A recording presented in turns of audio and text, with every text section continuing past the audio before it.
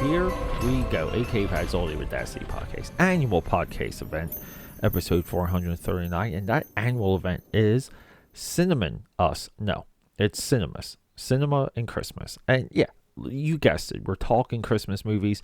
Yeah, so these are just regularly numbered episodes. I don't treat it like the 31 Days of Dread. But along the way, I will discuss regular films with you as December marches on. And I kind of had a insanely busy week because I was working on my comic book Trial by Fire. This coming Monday also will be the launch of my newsletter. Finally, my newsletter. It took years to get the momentum to regular, a weekly newsletter. I can't wait. I'm loving it. But we're talking Ernest Saves Christmas, and you might roll your eyes. You might not even know what this movie is. You might forget. And look, I kept calling this guy Vern Troyer. I just recorded like 6 minutes. I kept calling this guy Vern Troyer. Vern Troyer, I believe, right, is Mini-Me from Austin Powers. Jim Verney, R.I.P. He died in 2000. Jim Verney is amongst like Jeff Foxworthy, our last episode, Larry the Cable Guy. It's like this trailer park white trash comedians, and they're just hilarious because they're not that thing, but they portray characters. Yeah, and like clearly these guys are not that. Sorry, I had some technical difficulties there. But they play a character, and these characters are very popular because, believe it or not, white trash trailer park humor is hilarious. And Jim Varney nailed this character. He nails it so well that if you were to see him in a different role, if you see him in an interview, you kind of don't buy it's him. You think that's the act. You think the normal Jim Varney is the act. Now, here we go. And this is the magic of filmmaking. And I would say like a little bit of the magic of this movie. Because, we have like a $6 million movie, $25 million box office. It did well. And this was during a run. Jim Varney was making an Ernest movie every single year. And I enjoyed this movie so much, I kind of felt bad. And I had a recall. Norm, who co-hosted this podcast with me back in the day, loved this movie. And I believe if you go back to those episodes, we discussed watching these movies, Ernest Scares Stupid, which is the top of the Ernest movies, because I believe it might be 8 or 9 separate movies. But we talked about it, and we never got around to it because we just kind of maybe grew apart, maybe got a little bit bitter towards one another, and I guess it's been long enough to learn the lesson and realize the lesson that you forget why you don't talk to someone, and then you eventually feel like an idiot. So I guess maybe to this point I do feel like an idiot. So maybe I'll reach out to him. We'll see. But yeah, so the plot for this movie is Santa Claus travels, to Florida. I think he's in Florida.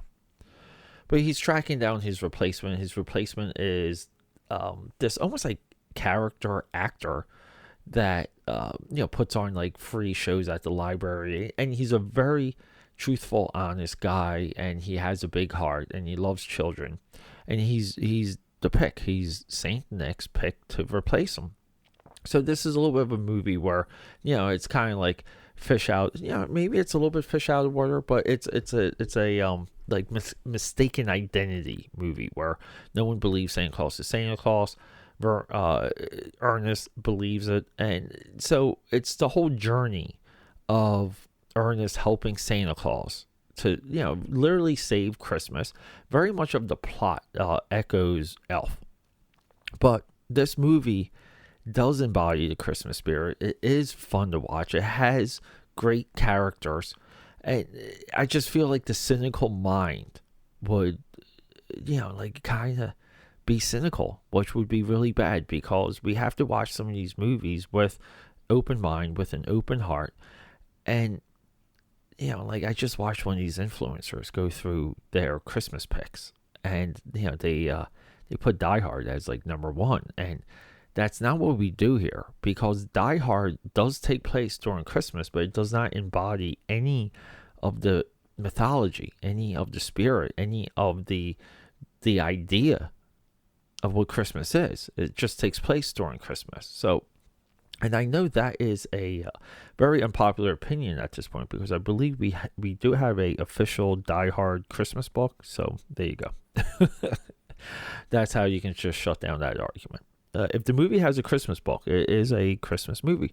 But no, this movie is just, it's light, it's fun, it moves. A little bit of a chase movie, a little bit of the mythology building of how Santa Claus works. Like throughout the movie we have, and it's well placed. We get these people asking very obvious questions of how Santa Claus does what he does. And sometimes we get very analytical, scientific answers, and sometimes we don't, because that's the idea, and that's the draw, and that's the magistry of Santa Claus, which is there's this shroud of mystery, and it works so well. And it works so well when you put Santa Claus around normal people, because everyone knows the ins and outs of Santa Claus, and it's always the same joke where they encounter Santa Claus, they look at his license, they make these like faces, and Santa Claus just answers all the questions as a matter of fact.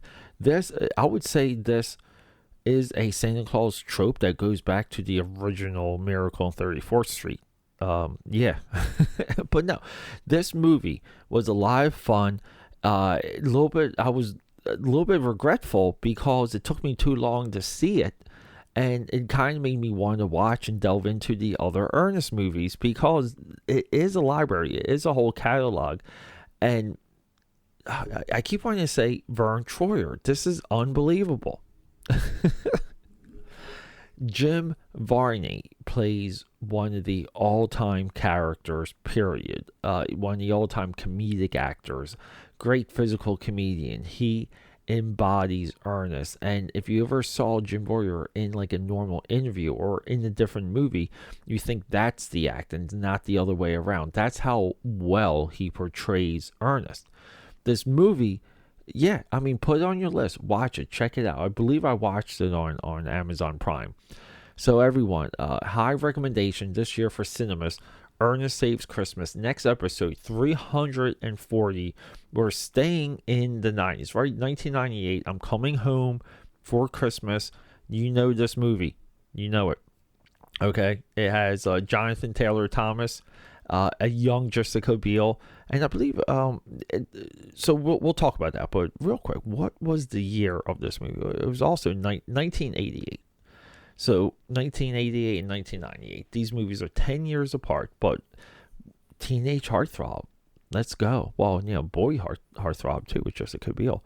But no, this movie, ton of fun, highly recommend it. I feel like it's worth highlighting because I brought this movie up to a few people. They didn't know what I was talking about. This movie deserves accolades. It deserves to be in the lineup of permanent Christmas movies, because it's hard to find a completely polished Christmas movie. So the next best thing for that. So you can find polished horror in every single genre, subgenre, because horror is vast. Christmas is not. So the ideas of Christmas, we hold those true, we hold those dear. This movie builds a mythology, it explains things, it's easy to follow, it's a ton of fun, a little bit of a chase movie, a little bit of a mistaken identity movie. We build on the idea of what Santa Claus is, how Santa Claus transfers his powers, why he would want to transfer his powers, the timing of it, the passing of the torch, so to speak, which is also a Santa Claus trope. But here we go. We have a good movie. Ernest Saves Christmas, AKAPAD's Audio Audacity podcast. I love you, everyone. Go check it out, and Merry Christmas. Ho, ho, ho, ho, ho, ho, ho.